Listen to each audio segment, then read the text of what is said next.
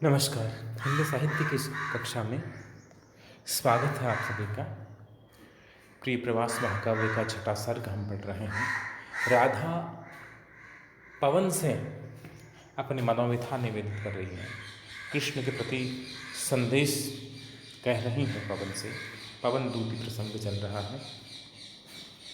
राधा अपनी दुख कथा कृष्ण से कहने के लिए पवन से अनुनय कर रही है और फिर कहती हैं कि तू ये सब नहीं कर पाए क्योंकि तू सवाक नहीं है, वाणी का वरदान तुझे नहीं मिला है। तो मेरी मनोव्यथा यदि तू न कह पाए तो अपने अन्य क्रियाकलापों से मेरे रोने, दुखी होने आदि को तो व्यक्त करना। और एक काम करना, कृष्ण आए या ना आए, लेकिन इतना तो कर देना कि कृष्ण से जुड़ी कोई अनूठी चीज़ मेरे पास ले आना। कृष्ण से संबंधित कोई चीज़ मैं देख लूँगी, मुझे मिल जाएगी तो मेरे प्राणों को एक नया जीवन दान मिल जाएगा। वरना मुझे ऐसा अनुभव हो रहा है कि मेरे प्राण निकल रहे हैं, मैं मृतक की तरह अनुभव कर रहा हूँ अपने आप को, मरी हुई की तरह मुझे महसूस हो रहा है कि मैं जैसे मृतवत हूँ। 35वां छंद अब हम पढ़ते हैं। राधा कह रही हैं पवन से कि हे पवन, तू गतिवान है, सर्वत्र तू जा सकती है, तू जाती है सकल थल ही वेग वाली। बढ़िया वेग लिखा हुआ है, ये वेग है। तू जाती है सकल थल ही वेग वाली बड़ी है, तू है सीधी तरल हृदया ताप उन्मूलती है। मैं हूँ जी में बहुत रखती वायु तेरा भरोसा, जैसे हो ए भगिनी बिगड़ी बात मेरी बना दे। या भाषा की सरलता देखी जा सकती है। एकदम सरल बोलचाल की भाषा का उदाहरण है जो प्रयोग से कम मिलता है। ये कुछ छंद हैं जो बड़े सरल भाषा में लिखे हैं।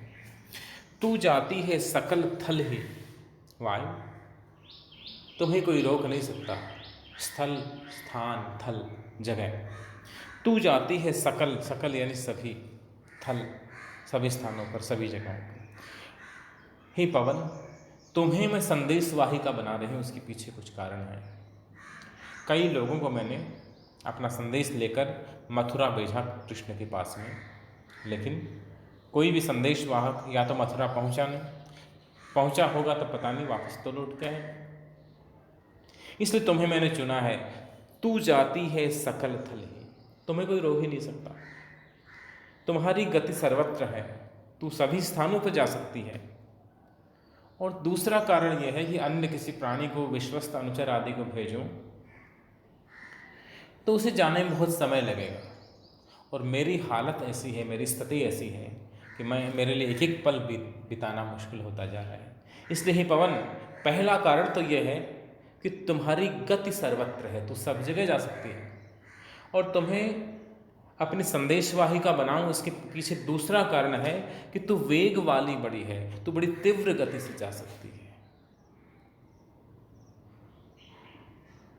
ये पवन वेग से उड़ने वाले घोड़े, तुझ पे सवार है जो मेरा सुहाग है। राणा प्रताप जब युद्ध भूमि के लिए जा रहे हैं तो उनकी जो रानी है वे भी चेतक से यही निवेदन कर रही है। चेतक को भी पवन वेग के समान उड़ने वाला घोड़ा बताया, तेज गति से चलने वाला। तो पवन की गति तो बड़ी तीव्र है। इसीलिए राधा कह रही हैं कि तू जाती है सकल थल ही वेग वाली बड़ी है, तो बड़ी तीव्र वेग वाली है, बड़ी तेजी से जाती है। इसलिए तो मैंने दूत करने के लिए चुना है। तू है सीधी सरल हृदया हे पवन। तीसरा कारण यह है कि तू अपनी तरफ से कुछ भी व्यक्त न करेगी, जो कुछ यथास्थिति है, यथार्थ है, उसी को जाके व्यक्त करेगी। तू है सीधी तरल हृदया, तू बड़ी उदार हृदय वाली है, तरल हृदय वाली है, भावुक है। इसलिए मेरी व्यथा तुम्हारे हृदय को स्पर्श करेगी। मैं भी नारी हूँ और तू भी नारी है। पवन स्त्रीलिंग, संस्कृत में पवन पुल्लिंग है, हिंदी में स्त्रीलिंग है। तू है सीधी तरल हृदया ताप उन्मूलती है, तो ताप मिटाती है। उन्मूलन करना, समाप्त करना, तो ताप को, पीड़ा को मिटाती है। ताप के दो अर्थ हैं, पीड़ा और दूसरा गर्मी। तो सब प्रकार की पीड़ाएं हरने वाली है, आराम देने वाली शीतल पवन है। मैं हूँ जी में बहुत रखती वायु तेरा भरोसा। हे पवन, हे हवा, हे वायु, मेरे हृदय में तुम्हारे प्रति बड़ा विश्वास है, भरोसा है मुझे कि तू मेरा काम अवश्य करेगी। जैसे हो ए भगिनी, अरे भगिनी बहन, अरे मेरी बहन, जैसे भी हो, येन केन प्रकारेण, जिस तिस प्रकार से बिगड़ी बात मेरी बना दी, मेरी बात बिगड़ गई है। मेरे जीवन में जो सुख के पल थे वे सब बीत चुके हैं और अब जीवन में सिर्फ व्यथा भरी हुई है। जो बात बिगड़ चुकी है उसे तू बना सकती है, और एकमात्र मेरे दुख का जो इलाज है वो एकमात्र है कि कृष्ण का मिलना। इसलिए ही पवन, तो शीघ्र जा, मुझे तुम्हारा बड़ा भरोसा है। मनोवैज्ञानिक ढंग से वर्णन कर रहे हैं हरिऔध कि जिससे कुछ काम कराना हो उसे थोड़ी खुशामद भी करनी पड़ती है, उसकी प्रशंसा भी करनी पड़ती है। वो आपका विश्वास पात्र भी होना चाहिए। जिसको संदेश, गोपनीय संदेश देके भेज रहे हो, उससे दिल की बात कह रहे हो, वो आपका विश्वास पात्र होना चाहिए। और राधा कह रही है कि हाँ, मैं हूँ जीवन बहुत रखती, वायु तेरा भरोसा, मुझे तेरे प्रति बड़ा भरोसा है, विश्वास है। और उससे संबंध जोड़ रही हैं कि तो मेरी भगिनी है, बहन है, अरे बड़ी मेरी बहन, तो मेरी बिगड़ी हुई बात को बना दे, मेरी मदद कर। आगे निवेदित करती है राधा। कालिंदी के तट पर घने रम्य उद्यान वाला, ऊंचे ऊंचे धवल गृह की पंक्तियों से प्रशोभी, जो है न्यारा नगर मथुरा, प्राण प्यारा वहीं है, मेरा सूना सदन तज के, तू वहाँ शीघ्र ही जा। अपना सारा संदेश जो कहना था राधा ने कह दिया, और फिर पवन से कहा, हे पवन, अब तो विलंब मत कर, देरी मत कर, तुम्हें कहाँ जाना है मैं अच्छी तरह तुम्हें समझा देती हूँ, चूक न हो जाए। पूरा पूरा कालिदास का प्रभाव है। हालांकि कालिदास में गहराई बहुत है, देखें विवरण भी है। देखें कालिदास एक तरह से लगभग उत्तर भारत के लगभग सारे भूगोल को वर्णित कर देते हैं बड़ी रम्यता से, बड़ी सुंदरता से। हरिऔध भी उसी से प्रभाव ग्रहण कर रहे हैं। जिस प्रकार से कालिदास मेघदूतम में यक्ष के मुख से कहलाते हैं, तो उज्जैनी जाना तुम्हें ये मिला गया, महाकाल की आरती हो रही होगी, ये होगा वो होगा, फिर इधर जाना इधर जाना, ये खेतों में काम करते हुए महिलाएं मिलेंगी, ये मिलेंगी। सारा पवनदूती प्रसंग में भी वो सारा प्रभाव है, वो आपको कालिदास का मिलेगा। मेघदूतम से प्रभावित है पवनदूती प्रसंग पूरा। राधा कहती हैं कि तुम्हें संदेश लेकर कहाँ जाना है, चूक न हो जाए, मैं तुम सारे चिन्ह बता देती हूँ।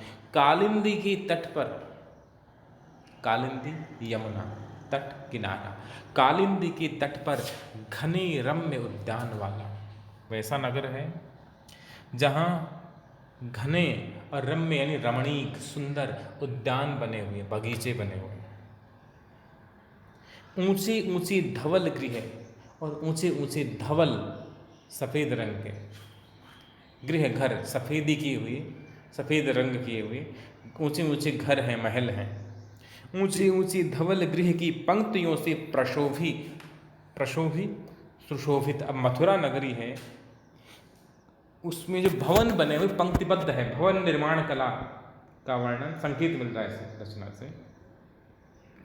मथुरा में जो राधा कह रही हैं कि एकदम कतार में पंक्तिबद्ध रूप से ऊंचे ऊंचे अट्टालिकाओं वाले भवन बने हुए, धवल गृह बने हुए, सफ़ेद रंग के घर बने हुए, महल बने हुए हैं, और महलों के सामने स्थान स्थान पर बड़े सुंदर रमणीक उद्यान बने हुए हैं। जो है न्यारा नगर मथुरा, इस प्रकार जो मथुरा है वो बड़ी सुंदर नगरी है, उसकी बसावट बड़ी सुंदर है, उसका स्थापत्य जो है वो दर्शनीय है। जो है न्यारा नगर मथुरा, मथुरा न्यारी है, कहावत भी है, 3 लोग से मथुरा न्यारी। तो जो है न्यारा नगर मथुरा, प्राण प्यारा वहीं है। जो मथुरा नगर है, जहाँ ऊंचे ऊंचे धवल गृह बने हुए हैं, सफ़ेद रंग के भवन बने हुए हैं, और स्थान स्थान पर रमणीक उद्यान बने हुए हैं जिनमें सघन वृक्ष लगे हुए हैं, और पास ही यमुना नदी बहती है। उस मथुरा नगरी में ही मेरे प्राणों का प्यारा कन्हैया रहता है। मेरा सूना सदन तज के, और मेरा घर तो सूना है, कृष्ण नहीं है तो सब सूना है। यहाँ भी तो यमुना बहती है, यहाँ भी तो उद्यान है, वृंदावन भी यहाँ से अधिक दूर नहीं है ब्रज से, न मथुरा से दूर है न ब्रज से दूर है, पास ही सब कुछ है। लेकिन कृष्ण नहीं है तो कुछ भी नहीं है। तू जो नहीं है तो कुछ भी नहीं। इसलिए मेरा घर तो सूना है, मेरा सूना सदन, मेरा घर सूना हो रहा है कृष्ण के बिना। सब कुछ होते हुए भी घर में उदासी छाई हुई है। मेरा सूना सदन तज के तू वहाँ शीघ्र ही जा, मेरे सूने सुनसान घर को छोड़ करके, और तो जल्दी कर, विलंब मत कर, जल्दी से मथुरा पहुँच जा और मेरी सारी व्यथा कथा मेरे श्याम से, मेरे कृष्ण से जाकर कहते। सूना सदन में 6 कानुप्रास है, ऊंचे ऊंचे में पुनरुक्ति प्रकाश अलंकार है, पंक्तियों से प्रशोभी में फिर से ये 6 कानुप्रास अलंकार है। प्रशोभी का अर्थ है सुशोभित होना, और प्राण प्यारा है वो कृष्ण के लिए आया है विशेषण। शीघ्र ही जाने के लिए कहती है राधा पवन से। आगे देखिएगा 37वां छंद। जो ही मेरा भवन तज तू अल्प आगे बढ़ेगी, शोभा वाली सुखद कितनी मंच कुंजें मिलेंगी, प्यारी छाया मृदुल स्वर से मोह लेंगी तुझे वे, तो भी मेरा दुख लख वहाँ जान विश्राम लेना। हे पवन, तू मेरा घर छोड़ करके, मेरे सूने सदन को छोड़ करके मथुरा की ओर प्रस्थान करेगी।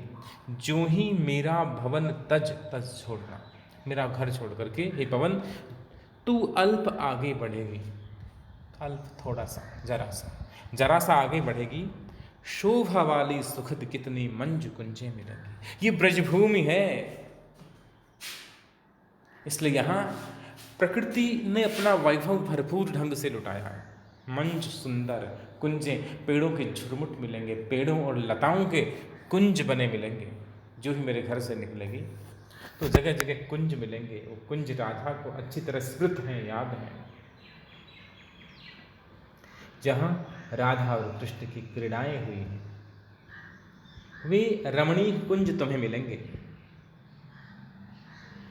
जो ही मेरा भवन तज तू अल्प आगे बढ़ेगी, शोभा वाली सुखद कितनी मंज कुंजें मिलेंगी। बड़ी सुंदर, बड़ी शोभाशाली, बड़ी सुहावनी कुंजें तुम्हें दिखाई देंगी। प्यारी छाया मृदुल स्वर से मोह लेंगी तुझे वे, अपनी प्यारी छाया से और मृदुल स्वर से वे तुम्हें मोह लेंगी। कुंजों में स्वर कैसा निकलेगा? एक तो हवा गुजरेगी, तो संकीर्ण पथ से जब हवा गुजरती है तो ध्वनि उत्पन्न होती है। बांसुरी बजती है, फूंक से बजती है ना, हवा ही तो गुजर रही है संकीर्ण पथ से। सकरी मार्ग से हवा चलेगी तो वैसे ध्वनि उत्पन्न होगी। दूसरी, वहाँ कुंज है तो कोयल बोलेंगे, अन्य पक्षी चहचहाएंगे। इसलिए प्यारी छाया मृदुल स्वर से मोह लेंगी तुझे वे, अपनी प्यारी छाया से, सुखद छाया से और मृदुल स्वर से वे तुम्हें मोहित कर लेंगी। लेकिन पवन तो एक काम करना, वे कुंज तुम्हें सुहाने लगते, मुझे तो नहीं लगते। जब से कृष्ण गए हैं वे कुंज मुझे सुखद नहीं लगते बल्कि दुखद लगते हैं। लेकिन तू तो वियोगिनी नहीं है, मैं तो प्रिय से बिछड़ी हूँ, कृष्ण से बिछड़ी हूँ। तो वियोगिनी नहीं, तुम्हें वे कुंज रमणीक लगेंगे, उनकी छाया तुम्हें लुभाएगी, और तू उन कुंजों के में जो बैठे हुए जो पक्षी गण हैं, पक्षी वृंद हैं, उनकी ध्वनियों से मुग्ध हो जाएगी, आकृष्ट हो जाएगी। और तू कुंजों के संकीर्ण पथों से गुजरेगी तो संकीर्ण पथ से गुजरते तो हवा के अंदर भी ध्वनि उत्पन्न हो जाएगी। हवा में भी एक विशेष प्रकार की सरसराहट की ध्वनि उत्पन्न होगी, मधुर ध्वनि उत्पन्न होगी, वह तुम्हें सम्मोहित करेगी। लेकिन तो एक काम करना, तू मुग्ध मत होना, तो मेरे दुख को याद रखना, तो भी मेरा दुख लख लख यानी देखना, तो भी मेरे दुख को देख करके वहाँ जान विश्राम लेना। तो कुंजों में जाकर ठहर मत जाना।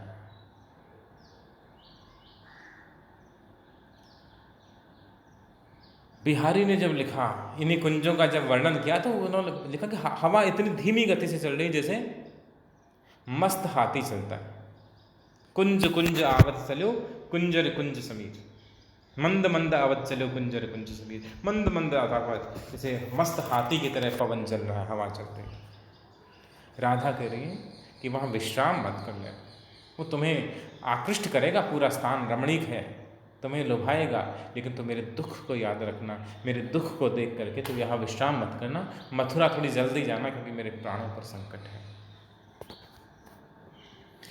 आगे बढ़ते हैं। थोड़ा आगे सरस रव का धाम सतपुष्प वाला, अच्छे अच्छे बहुद्रुम लतावान सौंदर्यशाली, प्यारा वृंदा विपिन मन को मुक्तकारी मिलेगा, आना जाना इस विपिन से मुह्यमाना न होना। जब ब्रजधाम से तो थोड़ा आगे नेमी ब्रज तो पूरा क्षेत्र है, मथुरा भी ब्रज का ही हिस्सा है, वृंदावन भी उसी का हिस्सा है, बरसाना भी उसी का हिस्सा है, नंदगांव भी उसी का ब्रजभूमि का ही ब्रजमंडल का ही हिस्सा है। तो जहाँ मैं हूँ बरसाने में, यहाँ से तो थोड़ा सा मेरे घर से बाहर निकलेगी, जो ही बस्ती से बाहर निकलेगी तुम्हें रमणीय के कुंज मिलेंगे, वहाँ ठहर मत जाना, मेरे दुख को याद रखना, मैं तुम्हारी सखी हूँ, मैं तुम्हारी बहन हूँ, छोटी बहन हूँ तुम्हारी, मेरे दुख को याद रखना, इसलिए रुकना मत। वहाँ से आगे चले जाऊंगी तो बरसाने से कुछ दूरी पर थोड़ा और आगे जाने पर तुम्हें क्या मिलेगा? वृंदावन मिलेगा, अच्छे अच्छे बहुत द्रुम, द्रुम यानी पेड़, बड़े अच्छे अच्छे बहुत सारे पेड़ हैं वहाँ, लतावान सौंदर्यशाली। अब पेड़ कैसे हैं? लतावान पेड़ है। अब लतावान पेड़ क्या होता है? गुणवान मतलब जिसमें गुण हो, बलवान जिसके अंदर बल हो वो बलवान। अब लतावान पेड़, अच्छे अच्छे बहुद्रुम लतावान, लतावान वृक्ष हैं, पेड़ों पर बेलें लिपटी हुई है। वृंदावन में जो पेड़ हैं उनसे लताएं लिपटी हुई हैं। अब यहाँ एक गूढ़ संकेत है। वात्स्यायन ने कामसूत्र में जब आलिंगनों का वर्णन किया है, आसन और आलिंगनों का वर्णन करते हैं, तो उनमें एक आलिंगन होता है लतावष्ट का आलिंगन। जिस तरह से लता वृक्ष से लिपट जाती है उस प्रकार का आलिंगन है वो, इति लतावेष्टिकम, ये लतावेष्टिक आलिंगन है। तो वृंदावन में तू जाएगी तो वहाँ सब वृक्षों से लताएं लिपटी हुई हैं, वो प्रेम की भूमि है, कोई अलग रह ही नहीं सकता। लता और वृक्ष तो साथ हैं, लेकिन राधा और श्याम ये अलग अलग हो रहे हैं। संकेत है जब प्रकृति मिल रही है परस्पर, तो प्रकृति और पुरुष का बिछड़न है भी ठीक नहीं है, इसलिए पवन तो ध्यान रखना। अच्छे अच्छे बहुद्रुम लतावान सौंदर्यशाली, लताओं से लिपटे हुए और सौंदर्यशाली।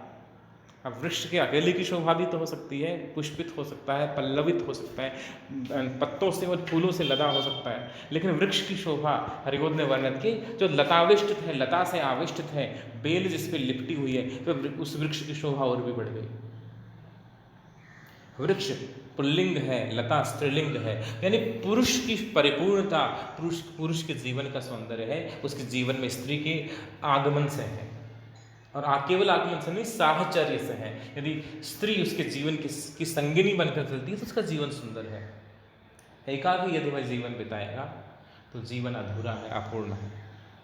अच्छी अच्छी बहुद्रुम लतावान सौंदर्यशाली। तो आगे चलेगी, थोड़ा आगे सरस रव का धाम, सरस रसपूर्ण, रससिक्त, और रव यानी ध्वनि, जहाँ मधुर ध्वनि आ रही होगी, पत्तों की सरसराहट की, पक्षियों के चहचहाने की, और यमुना तो वहाँ भी मौजूद है कालिंदी, तो यमुना की लहरों की कलनाद, ये जो सरस रव युक्त, सरस ध्वनि युक्त, सरस रव का धाम, मधुर ध्वनि का धाम है वह, तो घर है वह, तो माधुर्य का।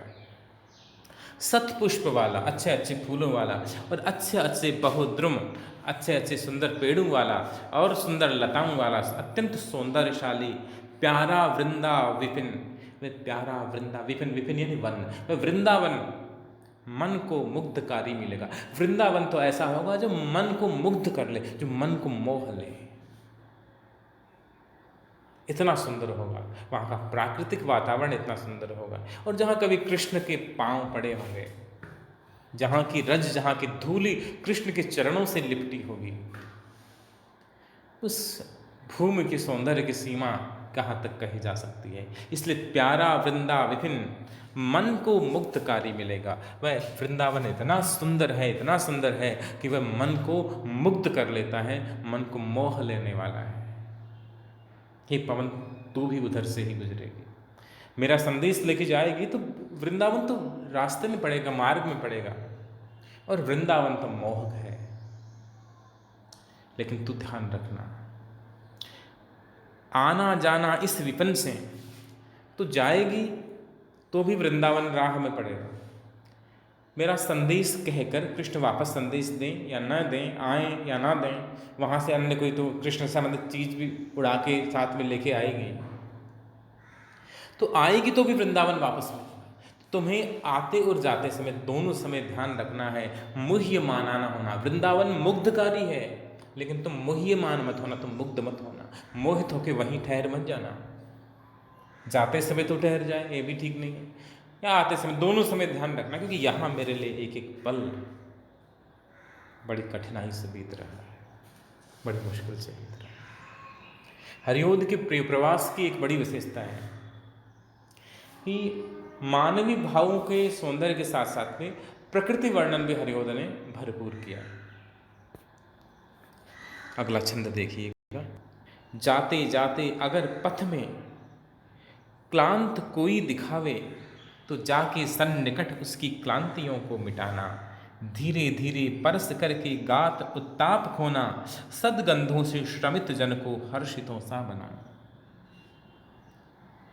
राधा ने पवन को समझाया कि मेरे घर से आगे निकलेंगे तो सुंदर कुंज मिलेंगे, सुंदर कुंज हैं, मधुर ध्वनि से पक्षी चहचहा रहे होंगे, तो वहाँ ठहरना मत, मेरे दुख को याद रखना। आगे राधा कहती है कि थोड़ा और आगे चलेगी तो वृंदावन मिलेगा, और वृंदावन की तो शोभा ही निराली है। वृक्ष वृक्ष से जहाँ लताएं लिपटी हुई हैं, कुंज बने हैं बड़े रमणीक, यमुना नदी कल कल करती हुई बह रही है जहाँ, अपार सौंदर्य है जहाँ। लेकिन आते और जाते समय दोनों समय तो ध्यान रखना, मुक्त होकर जरा ठहर मत जाना, वृंदावन में भी मत ठहरना।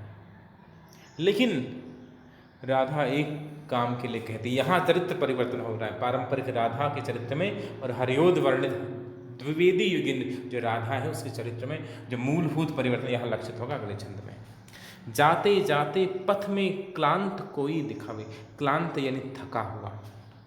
हे पवन, घर से निकलते ही, कुछ दूर चलते ही, जो भी स्थिति हो, कुंज मिले, कुंजों के पास मिले, सूनी राह में मिले, वृंदावन में मिले, उससे आगे मिले, यदि पथ में तुम्हें कोई क्लांत व्यक्ति, कोई थका हुआ व्यक्ति दिखाई दे जाए, तो जाके सन्निकट, निकट यानी पास, और सन्निकट यानी एकदम पास, बिल्कुल पास, तो जाके सन्निकट उसकी क्लांतियों को मिटाना। क्लांति यानी थकावट। कोई थका मांदा व्यक्ति है, पसीने से लथपथ है, गर्मी से उसका हाल बेहाल हो रहा है, कठोर परिश्रम करके आया है, खेत में काम किया होगा, मजदूरी की होगी, चिलचिलाती धूप है, हवा बिल्कुल बंद है, पत्ता भी नहीं हिल रहा है, थका, और अचानक ठंडी हवा का झोंका आए, उसे कितना अच्छा लगता है। राधा कह रही है कि मार्ग में ऐसा कोई पथिक दिख जाए, कोई थका मांदा व्यक्ति दिख जाए, तो जाके सन्निकट उसकी क्लांतियों को मिटाना, तो उसके पास जाना और उसकी सारी थकावट को मिटा देना। धीरे धीरे परस करके गात, गात यानी शरीर, परस यानी स्पर्श। हे पवन, तू अगर हल्के से उसकी देह को स्पर्श करेंगे, उस थके मांदे पथिक के शरीर को जरा सा तू स्पर्श कर देगी, हल्के हल्के हवा का स्पर्श होगा, तो उस व्यक्ति का उत्ताप, उसकी पीड़ा, उसकी थकावट दूर हो जाएगी। पवन तो यही करना, हवा तो यही करना, धीरे धीरे परस करके गात उत्ताप खोना। किसी दुखी थके मांदे व्यक्ति के शरीर का हल्का हल्का स्पर्श करते हुए तो उसकी सारी थकावट को, उसकी क्लांति को, उसके श्रम का परिहार कर देना, थकावट क्लांति आदि को मिटा देना। सदगंधों से श्रमित जन को हर्षितों सा बनाना। वह जो श्रमित जन है, श्रमित का मतलब भी थका हुआ है, लेकिन थका हुआ कैसे? ऊँघते हुए, बोर होते हुए थका हुआ नहीं, श्रम करके थका हुआ जो होता है वो श्रमित होता है। जो श्रमित जन है, जिसने परिश्रम किया है, मेहनत की है, इतनी कठोर मेहनत की है, कठोर परिश्रम किया है कि वह थक गया है, ऐसे श्रमित जन के शरीर को स्पर्श करते हुए तो उसे हर्षितों सा बनाना, उसे खुश करना, उसे उम्मीद बंधाना अच्छे वातावरण की, अच्छे फसलों की आदि की। क्योंकि सुखद पवन का तो स्पर्श ही सुखदायी होता है। शीतल मंद सुगंधित जो पवन है, तो तू सत्पुष्पों से युक्त है, सदगंधों से युक्त है, अच्छी खुशबू से युक्त होकर वहाँ उस थके मांदे पथिक के पास जाना और उसके सारे उत्ताप को, उसके सारे संताप को, उसकी सारी थकावट को, पूरी क्लांति को मिटा देना। यहाँ राधा लोक हितैषिणी संकेत मिल रहा है। आगे भी जब राधा का चरित्र आता है, उद्धव जब संदेश लेकर आते हैं तब भी राधा यही कहती कोई बातें कि अरे नहीं आ सकते, कृष्ण यहाँ नहीं आ सकते, यदि लोक कल्याण अधिक महत्वपूर्ण है तो वो वही करें। अगला छंद जो हमारे पाठ्यक्रम का अंतिम छंद है, 40वां छंद पढ़ते हैं। संलग्ना हो सुखद जल के शांतिहारी कणों से, लेकी नाना कुसुम कुल का गंध आमोदकारी। निध धूलि, निध धूलि नहीं, निर्धूलि है। निध धूलि हो गमन करना, उद्धता भी न होना, आते जाते पथिक जिसमें पंथ में शांति पाना। राधा कह रही है कि तुम्हें वृंदावन में नहीं रुकना, बहुत मोहक है लेकिन नहीं रुकना। जहाँ जहाँ कुंज मिले वे भी तुम्हें आमंत्रित करते हुए जान पड़ेंगे, लेकिन वहाँ भी नहीं रुकना है। लेकिन राह में कोई थका मांदा पथिक नजर आए, थका मांदा राही नजर आए, कोई किसान, कोई मजदूर, कोई वृद्ध, कोई बच्चा या वयस्क जो भी हो, स्त्री पुरुष थका मांदा नजर आए तो तू उसके पास जाना और संलग्ना हो सुखद जल के शांतिहारी कणों से। हे पवन, तू कालिंदी के पास से जाएगी, यमुना के पास से जाएगी तो यमुना के जो छोटे छोटे जल कण हैं उनको अपने साथ बहा के ले जाना।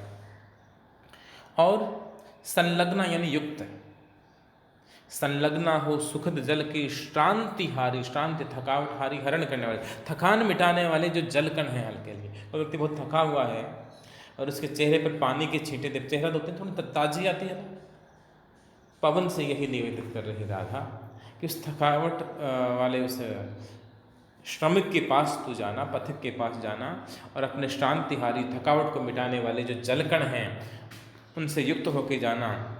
और साथ में लेके नाना कुसुम कुल का गंध आमोदकारी, जहाँ जहाँ तुम्हें मार्ग में फूल मिले खुशबू वाले, उन फूलों की गंध को अपने साथ बहा कर ले जाना। यमुना के कुछ जलकण ले जाना और फूलों की गंध को भी तू ले जाना। वायु तो गंध को बहा के ले जाती, इसलिए वायु का नाम गंधवह है। गंधवह है जो गंध का वहन करे, तो गंध भी लेके जाना।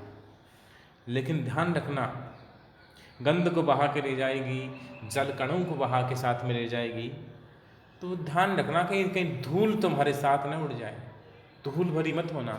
निध धूल, ये निध धूल नहीं, निर्धूली, निर्धूली हो गमन करना, तो धूल से रहित होके जाना। तेज चलेगी तो साथ में धूल उड़ने लग जाएगी। अब धूल भरी हवा किसी के चेहरे पे लगे, शरीर पे लगे, तो वो तो सुखद नहीं हो सकती। इसलिए ध्यान रखना तुम्हारे साथ धूल ना उड़े। निर्धूली हो गमन करना, गमन करना जाना, निर्धूली होके तो गमन करना। और उद्धता भी ना होना, और जब उद्धत मत होना, हड़बड़ी मत करना, जल्दबाजी मत करना। यदि उद्धत होगी, जल्दी से काम निपटाने का प्रयास करेंगे, ठीक है इसको 2-4 हवा की झोंके लग गए, आगे बढ़ते हो। नहीं, थका मांदा कोई व्यक्ति मिले तो उसकी थकावट को, जब तक उसकी थकान ना मिटे, चाहे कितना ही विलम्ब हो जाए, थकान जब तक उसकी ना दूर ना हो जाए, तब तो तुम उसी जो श्रमिक और क्लांत जन है उसकी थकावट मिटाने के लिए उसी के पास रहना। उद्धता भी न होना, आते जाते पथिक जिससे पंथ में शांति पावें। इसलिए मार्ग में चलने वाले जो पथिक हैं, राहगीर हैं, वे आते जाते समय, उनके रास्ते चलते समय उनको शांति मिले, सुख मिले, आराम मिले, विश्राम मिले, तो इस तरह से गमन करना ताकि आने जाने वाले किसी पथिक को कष्ट न हो, परेशानी न हो। चाहे इसके चलते चाहे तुम्हें थोड़ा विलम्ब हो जाए, बाकी तो जितना जल्दी हो सके जाओ और जाकर मेरे श्याम से मेरा संदेश कहो। इस तरह से ये 40 छंद हमारे पाठ्यक्रम में। आगे भी बड़ा सुंदर वर्णन है। नारियां मिली तो तुम्हें क्या करना है, लज्जाशीला पथिक महिला जो कहीं दृष्टि आए, होने देना विकृत वसना तू सुंदरी को, जो थोड़ी भी श्रमित वह हो गोद ले शांति खोना, होठों की ओ कमल मुख की म्लानताएं मिटाना। कोई महिला दिख जाए लजीली महिला आश्रम कोई, तो ध्यान रखना कि उसके कपड़ों को अस्त व्यस्त मत कर देना, उसकी लज्जा और अधिक बढ़ जाएगी, तो उसकी मर्यादा का ध्यान रखना। तो हरिओद ने बड़ा ये मर्यादाशीलता, ये द्विवेदी युग की रचनाशीलता का एक मूलभूत लक्षण है।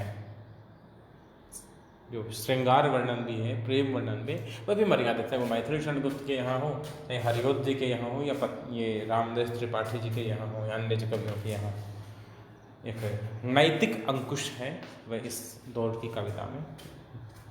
कविता पर नजर आता है। ये 40 छंद हमारे पाठ्यक्रम में हैं। आगे हम जब भी ऑनलाइन क्लास होगी तो किसी अन्य कवि को लेकर के, अन्य विषय को लेकर के और पढ़ेंगे। धन्यवाद, नमस्कार।